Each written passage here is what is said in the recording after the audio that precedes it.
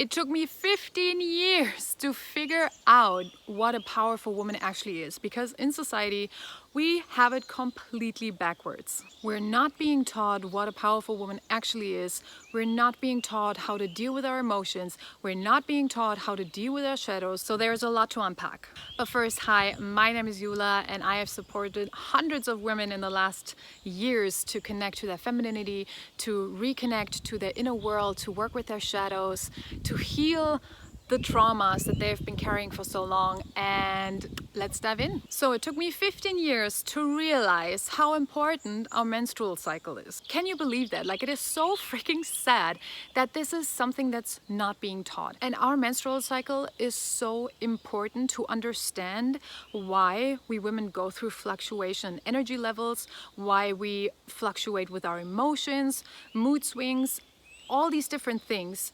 And nobody tells us that our menstrual cycle actually holds a lot of power, because when you know how to work with it and not against it, you can change your whole life and you can finally work with the flow of your cycle rather than against it, rather than pushing it away. And nobody tells us this. My love, if you want to reclaim your power as a woman, if you want to step into the juiciness of being a woman, then comment free workbook down below and I will send you a free workbook on the wild woman, because the wild woman is an archetype that resides within ourselves. She's the part in ourselves that is unapologetic about who she is, that is raw and untamed, and she's just, the raw nature of being a woman. And so this workbook will guide you through practices to reconnect with her so you can reclaim that part within yourself. Also, what nobody tells us is how important it is to connect to our bodies, because the feminine is literally the body. The masculine is the mind, the feminine is the body.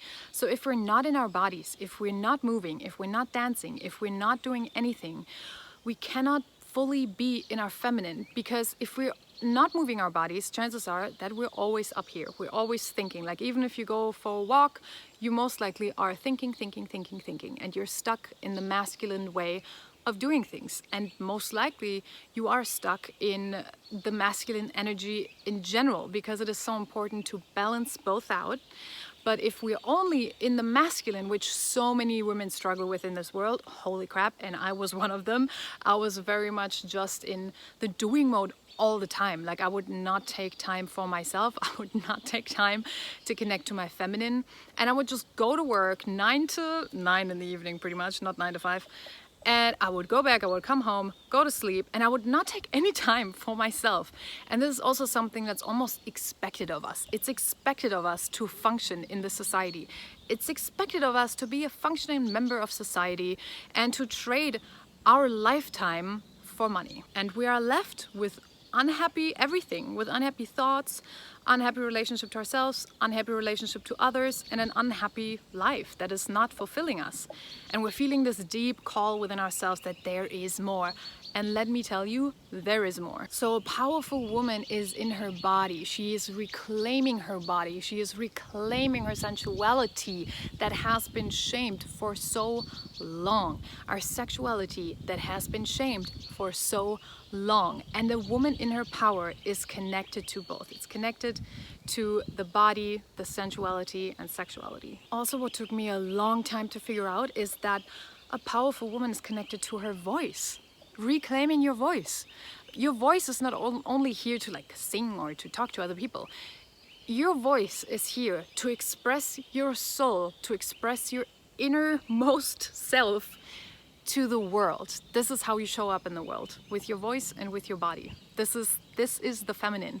And your voice holds so much trauma. Like, how many times have you heard, shut up, from your parents, like, be quiet, be nice, don't disagree with anyone, like, be the nice little girl. And that has taught us to dim our light and to make ourselves small, to not speak up for ourselves, to not speak our truth, to be afraid of sharing our vulnerable truths with others, because we're afraid that they're gonna react, that they're gonna lash out, that they're gonna get angry.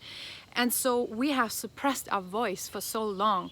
And it took me a long time to figure out how important it is to reconnect to your voice and to free her so she can fully be expressed in this world, so you can take up space as well. Like, You take up space with your voice. Like the way you talk is taking up space in the world. So if you're like talking like this and you're just like a little bit afraid of always talking, then of course, you know, like that is not a powerful energy to express, and so you will not feel in your power. Also, what has taken me a long time to realize is that a powerful woman is dedicated to herself. How many times have we been sold the image of we need a man in our lives, or we're not worthy, we need a man in our lives, or we're not good enough?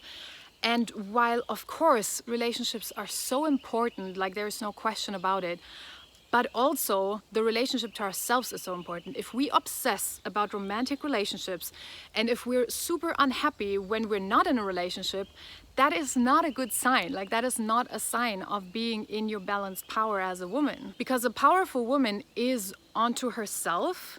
So she's deeply connected to herself, and she's nurturing the relationship to herself.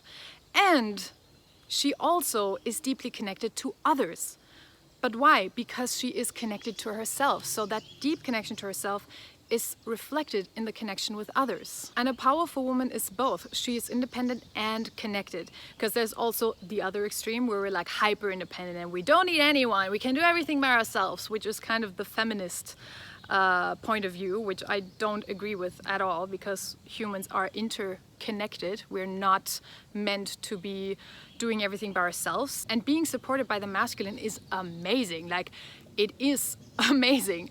And at the same time, keeping the balance, being connected to yourself and being connected to other people, and not just being either obsessed with relationships and unhappy by yourself, or being hyper independent and I don't need anyone, I can do everything by myself. And also, a powerful woman is dedicated to her healing. She takes responsibility for her emotions, for her inner world. She knows what's going on inside of there, and she's not afraid to go into the darkness, because we have been taught to not go into the darkness, to avoid uncomfortable feelings, to run the other way if there are uncomfortable feelings arising, and that is simply not how it works. Like, this way you will always be disconnected from your power, because knowing your shadows is power, as a superpower. The next thing a powerful woman does is that she lives on her own timeline.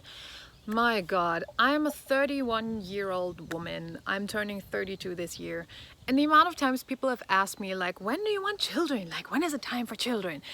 And every time I tell them, like, I probably don't actually want children, they're like, what? And they're just, it's so funny every time to watch. And a powerful woman doesn't give a shit. Like, do not care about someone who is maybe your age and already has a house and is married and has children and has like all these things that society deems as a successful life. You make your own rules. A powerful woman makes her own rules, and she sets her own standards for herself. She doesn't compare her timeline to someone else's. She's simply focused on her path, and she's making her own rules. She's like, I'm gonna do what I want to do. If I'm gonna buy a house at 25, I will. If I do not want to buy a house at all, I won't.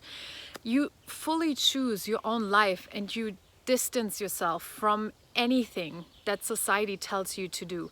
Which brings me actually back to the wild woman, because the wild woman does exactly that. Like, she does not care about the standards that society has set for her. She makes her own rules. She's onto herself. She lives her own life according to how she wants to live it, and she's not comparing herself to anyone else other than herself. So if you want to connect to the wild woman, comment free workbook down below, and I will send you the link to the free workbook. So my love, this is it.